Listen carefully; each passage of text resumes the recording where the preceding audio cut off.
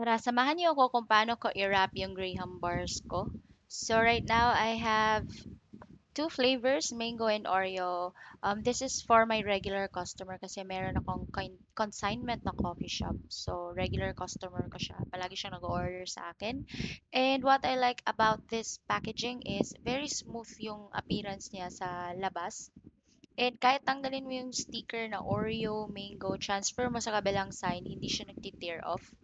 And when you look at inside, para talaga siyang sa ice cream. I hope you can see it clearly.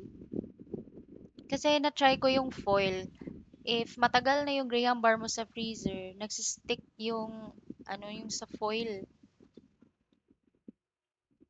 Ito hindi. So ayan na yung finished product. So yan yung sa regular size ko for Oreo. Meron din akong bite size. So yan yung sa bite size ko. And every time na bumibili yung mga customers ko, um, happy sila to see that my packaging is very unique. Kakaiba siya eh. Kakaiba din yung color kasi I choose purple. And it's very neat, very presentable, very clean siya tignan. So, para talaga siyang sa ice cream. So, nasa comment section pala yung link kung saan ko to nabili.